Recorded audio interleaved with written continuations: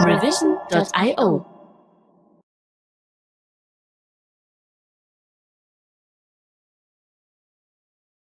Thank you all for joining this half an hour in this carousel of events. It's, I can imagine, difficult to choose from all these big programs. So thank you for joining. Can anybody close the door, please? I don't know if you know, but from here I'm blinded by the light, so sometimes I will step downwards to see also your faces on the risk of the feedback. Yeah, sometimes yes. So I see that I have already limitation in my movement, which is not that good.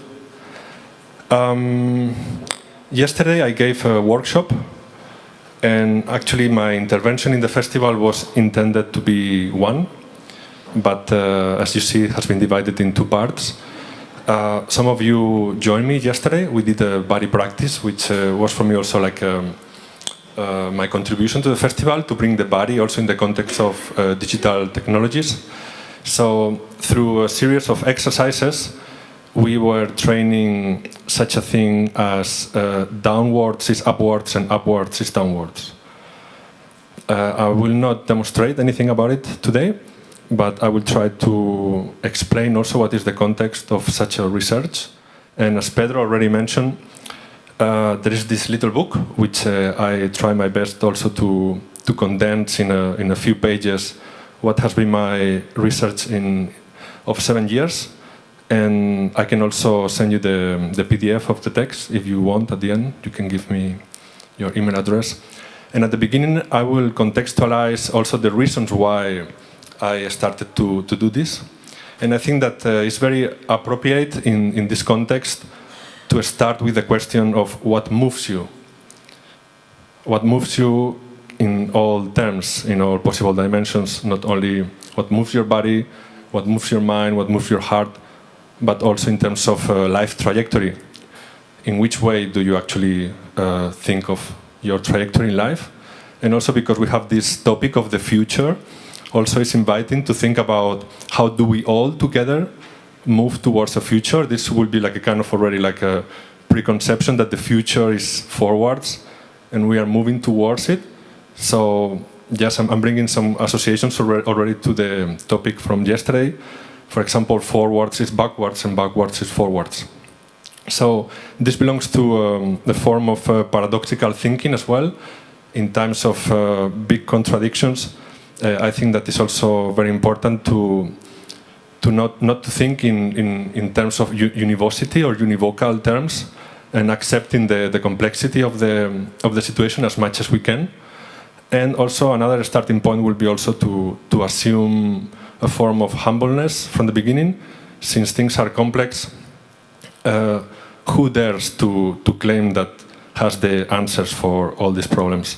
So this is also important, I guess, to bring some questions more than answers and solutions. I will start also with an anecdote. Before entering this room, I was warming up in one corner in the darkness, and I felt already that my body was reacting to being here, because I'm not such a technology fan, or I'm not necessarily super interested in technology. And I must confess, I don't know what blockchain is. And I went to the corner to warm up and to stretch, and I saw that one of the security people was already looking at me from the distance, and at some point even hid it behind the column, looking through the hole what I was doing. While I simply continued doing my exercises, until at some point this person came to me and asked me what am I doing, which actually reinforced my sense of strangeness, of being here. Me as a body practitioner, the first question I get in this context is what am I doing with my body moving in the darkness?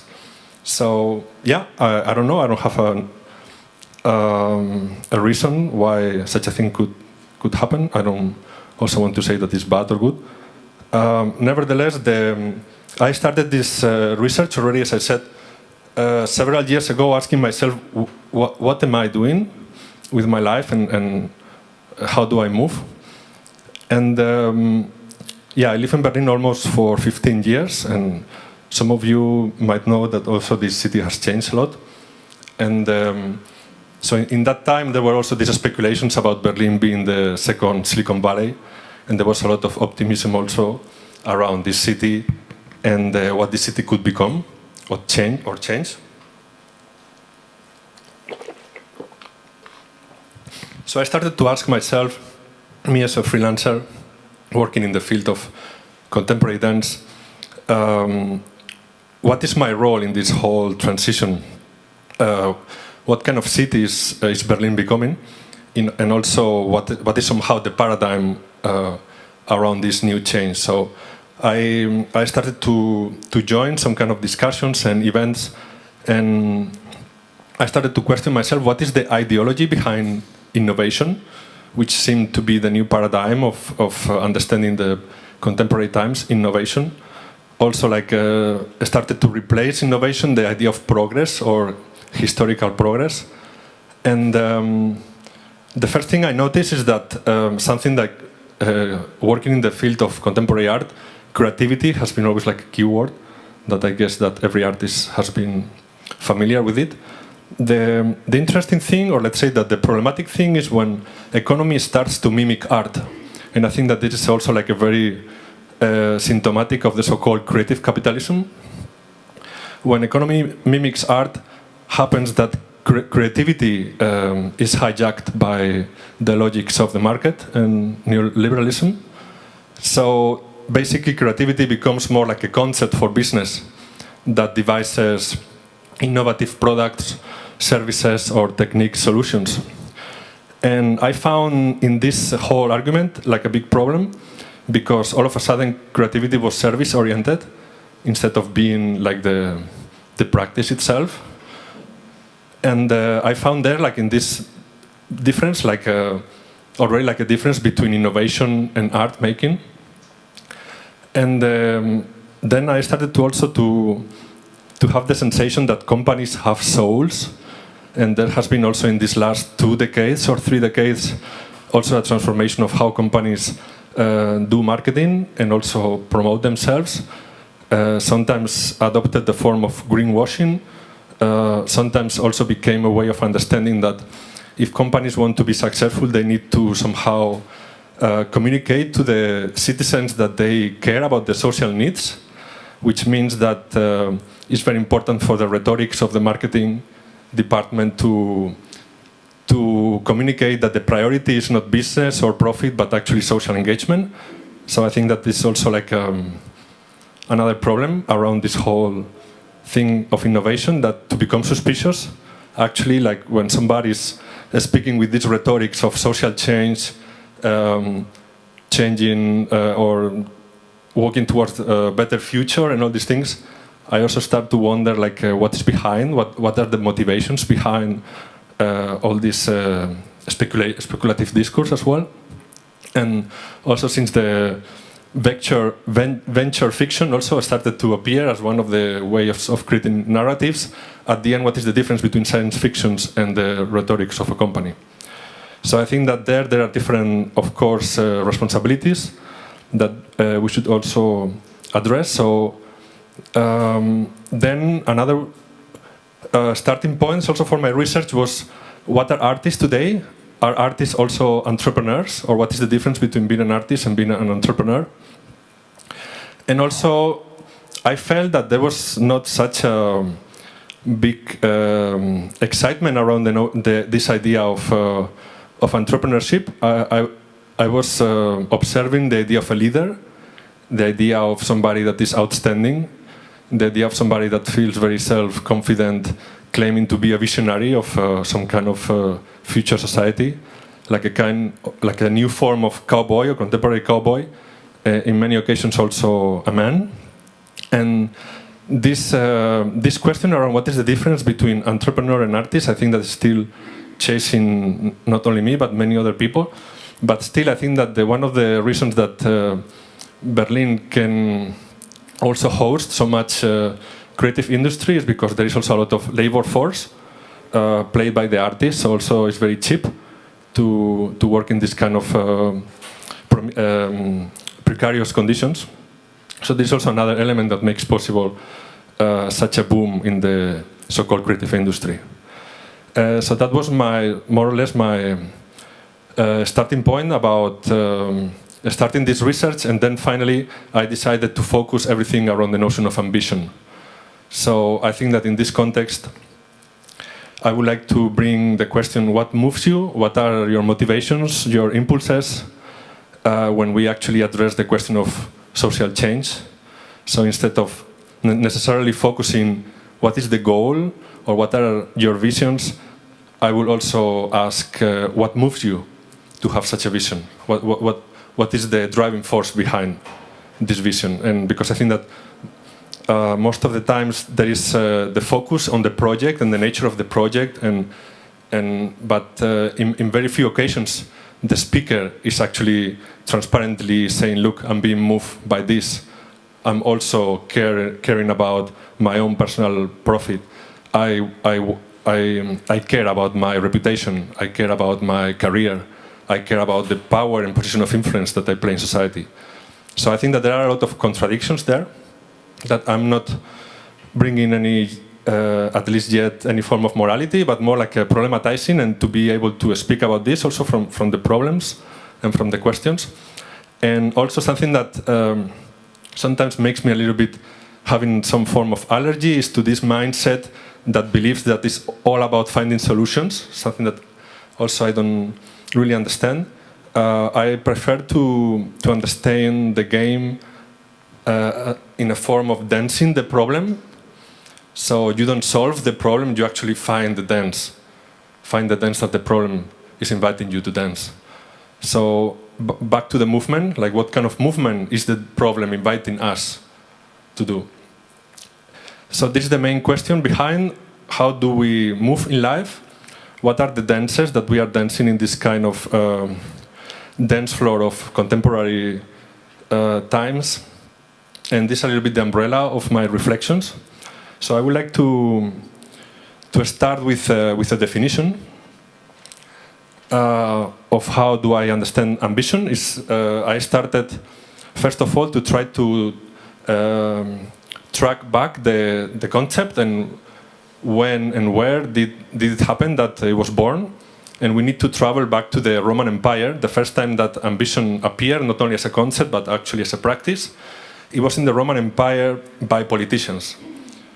Ambition has the same root as ambience or ambient, which means like to occupy different positions at once, to be around or to go around. And so this idea of going around is something that the politician will do in order to gain the esteem of the citizens, meaning like to get voted, to be chosen, to be selected, but also to be liked. So the politician goes around with a speech, with a discourse, in order to get followers. Nothing very different from nowadays. And this politician will need actually to gain the esteem of others for the sake of achieving a position of power and influence. So there is a goal, which is to occupy such a position, and the journey or the way to get there is actually about exercising publicity in the sense of self-promotion, and also trying to convince others that you have the vision that this city needs. And somehow people trust you, you get some kind of trust from the people, they will vote you or not, and at the end you will see actually if you were chosen or not. And at the end, as you know, in politics, only a few are being the chosen ones, and it's always related to power. So this is the background of how ambition was born. And if you continue working in this genealogy of the concept, it didn't change basically until the 20th century. And actually, when you look at the whole humanistic perspective of what ambition is, you look at the theology, you look at not only in Western society, you look at philosophy, ambition was always considered as an excess, as a surplus, even sometimes as madness, like somebody being to obsess with being liked by others or somehow having a good opinion, that the others will have a good opinion on you. So this kind of obsession or compulsive obsession also to be liked in order to achieve this position of power. So from this is something I will speak a bit later about it. But that was also my surprise, like why nowadays ambition has there is such a benevolent perception of ambition. And one of my hypotheses is that actually the current system is very happy to legitimize ambition as the main driving force, because it's a system of competition, competitiveness. It's a system also that is based on social comparison, is also driven by the idea of upwards mobility. And in this case, actually, there is no confusion. Upwards means upwards. Upwards doesn't mean downwards. And so I would like to read to you the definition that I elaborated on this term.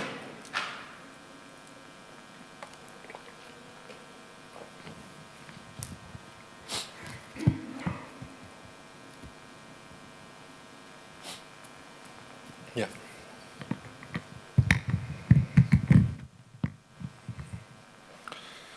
So ambition is external goal-oriented driving force. You see here that the idea of external goal-oriented is different than an intrinsic value of a driving force. The difference is basically that, for example, the politician needs to go around. You need to use your legs to go around. You walk through the city. You make a speech. So basically the action of walking around the city and making a speech is not in itself the value of why do you do what you do. There is a goal, meaning that you walk for the sake of visibility and getting attention of the others, and you make a speech not because you simply like to speak to others, it's because you want to convince somebody for the sake of being voted. So ambition belongs to this group of external goal-oriented driving forces. As we will see later, there are driving forces that are actually, they have immanent logics, not external goal-oriented logics. So ambition is an external goal-oriented driving force whose purpose is to elaborate on a plan. So here we see also the idea of planning, very strongly linked to the ambition. I mean, also in creative capitalism, the idea of creativity is also linked to design thinking. So creativity is something that you can calculate the effect beforehand. Something that, for example, if you go to the context of contemporary art and you enter a research of a group of artists, basically nobody will know what is going to happen in a month. So there are also very different conditions of understanding what is creativity and how creativity functions. In this scenario, creativity is at the service of a plan that knows what is going to happen at the end, whose purpose is to elaborate on a plan to gain the esteem of others. So the ambitious person submits to the external validation system. On its own, the ambition is nothing. Esteem of others in order to move up the career ladder, meaning that the journey or the direction is very clear. When we think about trajectories or life trajectories, is upwards mobility what matters. Therefore, it's being legitimized by the paradigm of growth, the paradigm of scaling up, acceleration, the paradigm of accumulation, etc. And finally, achieve a privileged social position of superiority, such as power, recognition, honor, and fame. As you see, the difference between greed and ambition is that ambition is not dealing with material wealth, while greed deals with material wealth. So also this idea of immaterial wealth is actually nowadays a very popular, speaking about currencies or new types of currencies, for example. So my intention here is to bring some light about why ambition in the context where I am pre-assuming where you live or what you do, but at least in certain context, ambition is the legitimized driving force because of the reasons that I just mentioned. And for example, the new form of going around, being like a moving around the ambience, is what we call nowadays networking. And so also networking is a practice that is not necessarily interested in making new friends, but is more also goal-oriented to maximize opportunities. and also instrumentalizes the interactions with people for the sake of opening new doors. Then there is also this idea of publicity that is very intrinsically connected with the notion of professionalism, because it's very different to be a professional than a dilettante. A professional, actually the first professionals, they were monks, they were religious people that will claim publicly that they want to enroll in a monastery or in a religious institution. So professionalism is back to the idea of going around in the ambience. It's a way of claiming publicly what is your profession, meaning like what you can do, what you want to do. So others will know that in case they need your service, they can call you. So back to the idea of publicity and self advertising oneself or self-promotion is linked to the notion of professionalism. So I actually work in the field of contemporary dance or performing arts, and basically the visibility is a currency, and as some of you might know, and also to show up or to be present in certain contexts and certain events is part of the game, also for the sake of participating in the so-called circulation of value, which is very different than understanding social mediation. Like social mediation will open up the possibilities of what is the value of human interactions, while in the frame of networking, what is at stake is the circulation of value, and how the symbolic value of the artist in this case, because again in contemporary art there is not so much money moving around, but rather the symbolic value of somebody. So there's also a way of exchanging in this case, this type of currency, which is the who you are, how much your name is in the ambience, because, for example, fame comes from the same root as professionalism, like pro-fari. This root fari is the same root for fame, and fame is nothing else than your name becoming a resonance in the ambience. It's something that is traveling from mouth to mouth. So to be famous means that your name is being recalled and called in the space, in the ambience. While on the other hand, for example, when we speak about the dilettantism, I don't know if you're familiar with this term, dilettantism has been considered for many centuries the opposite of professionalism, unfortunately.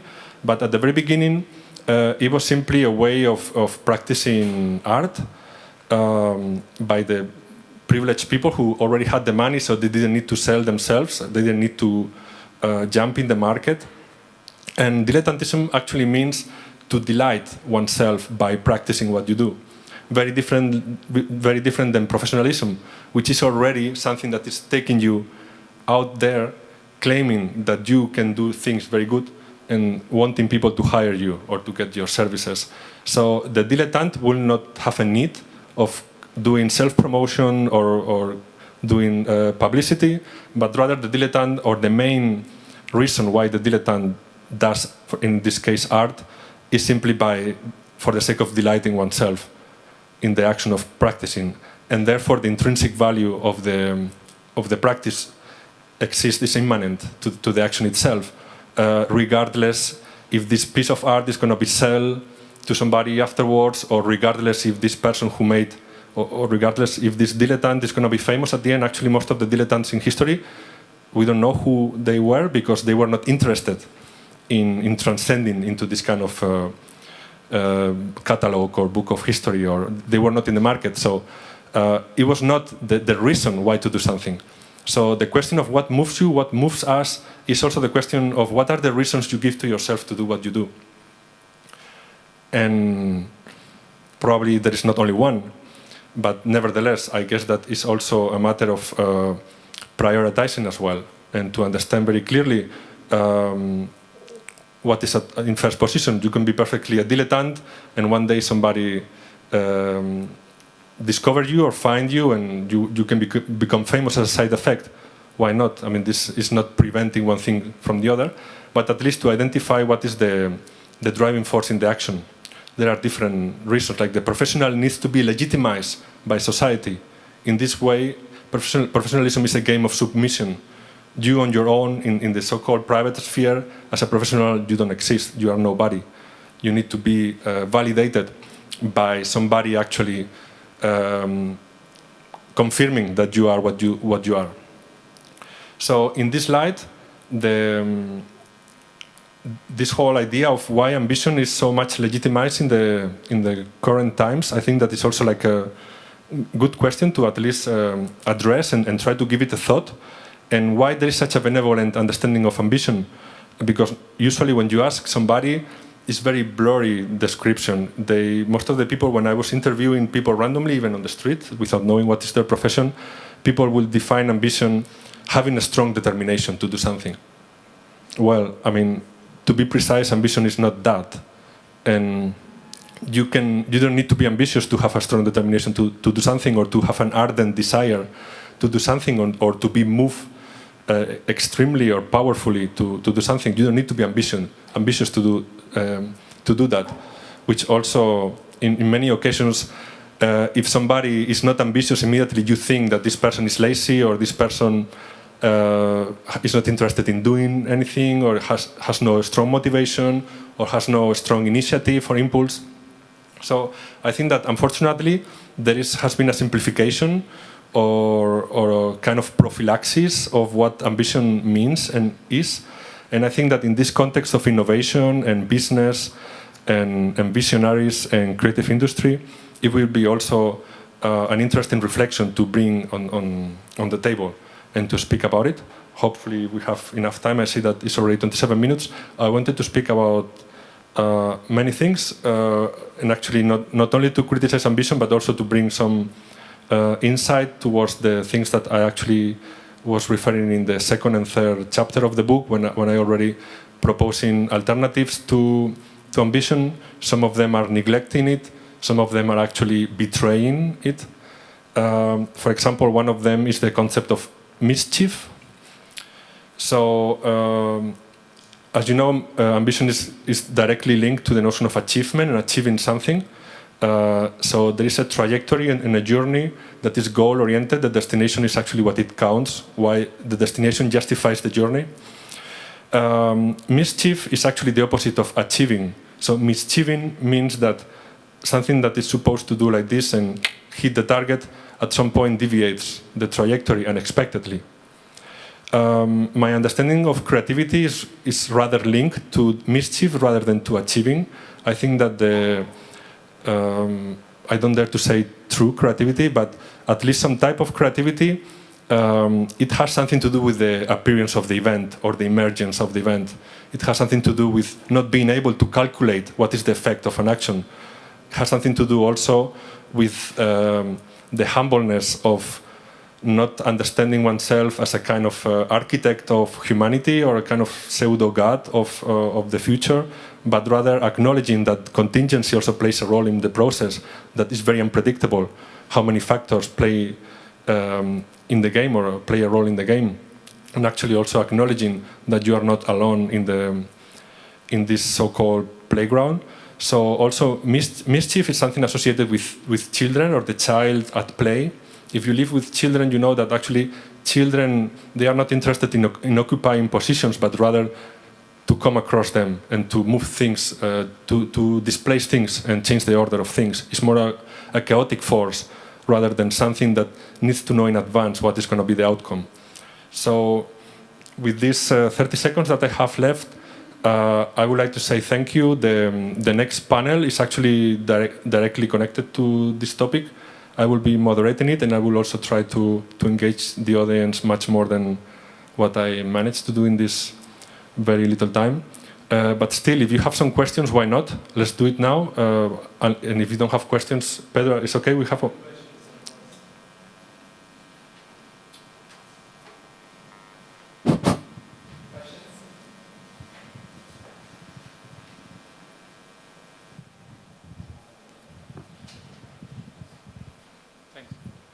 So, thank you. First of all, I have some issue with your definition of ambition. Mm-hmm.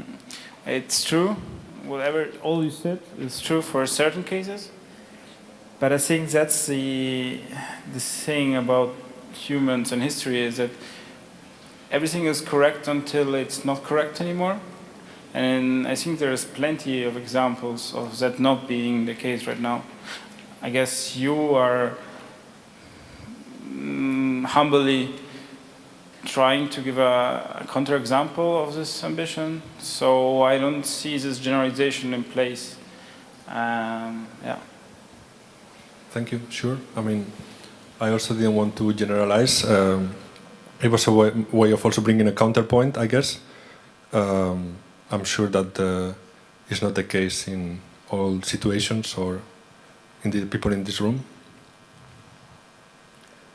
I'm a pianist, and I would love to just do piano as much. Can you repeat? I'm a pianist. I write piano music, and I wish I could do that all the time. Yeah. So my question is, where does sustainability fit in with ambition?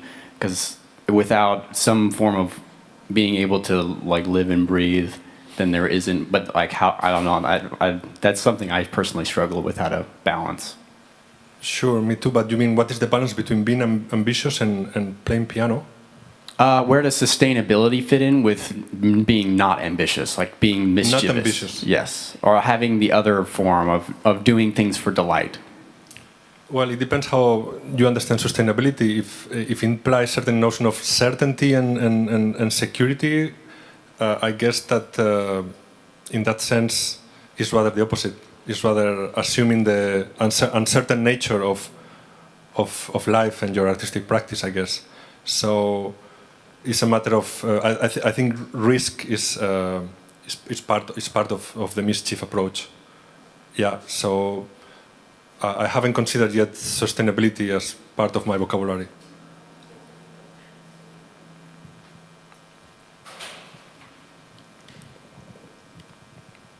Hi.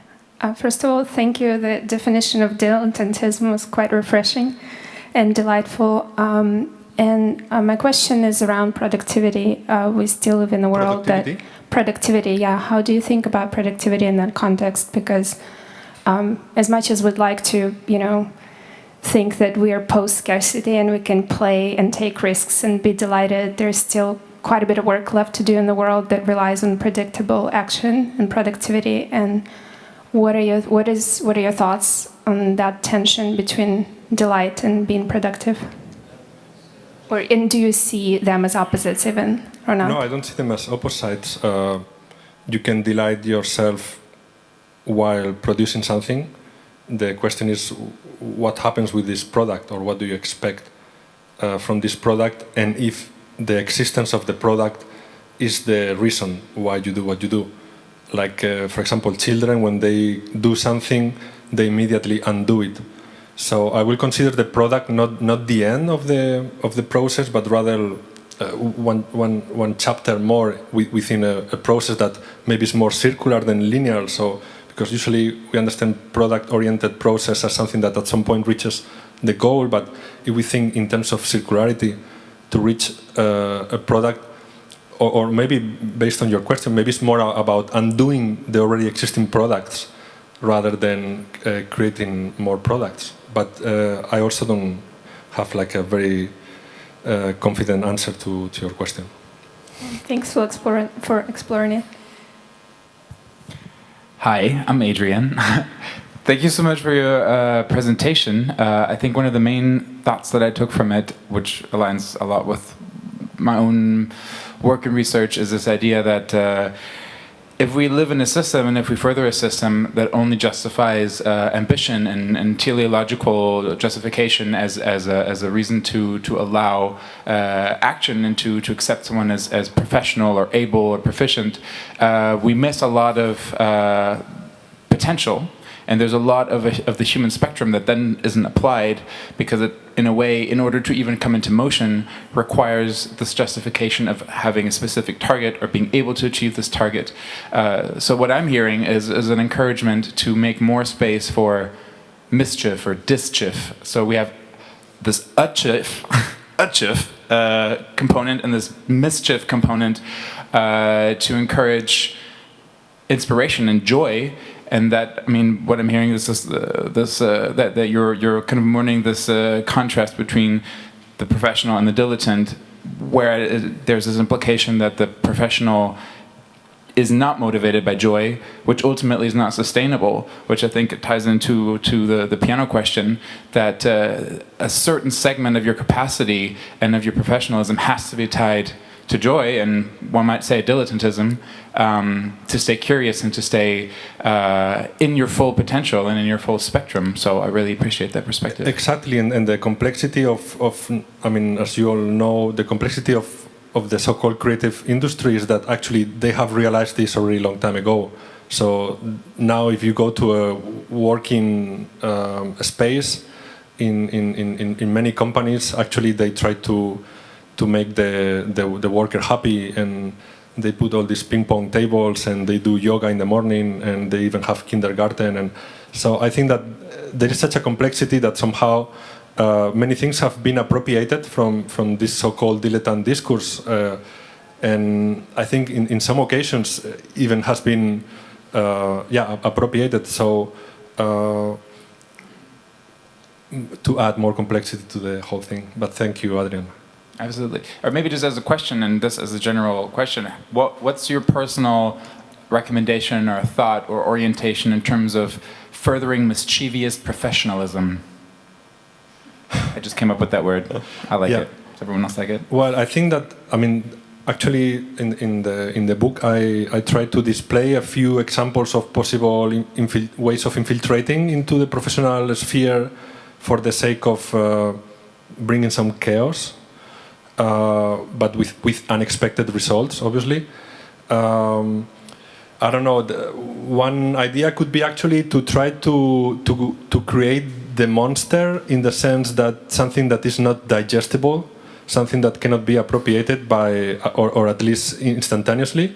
I guess appropriation will always happen sooner or later, but this idea of creating the monster and something that cannot be digested or appropriated immediately, it will be also something, I guess, important, like how are we able to throw in the middle of the whole scene something that actually no one knows what to do with that, and this kind of impasse, this event, making a cut all of a sudden in the so-called logics of the market and so on, could be something also maybe to consider, but maybe it's too disruptive and maybe it's too already appropriated. So I don't know.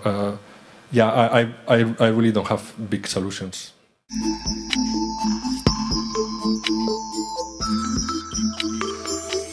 Revision.io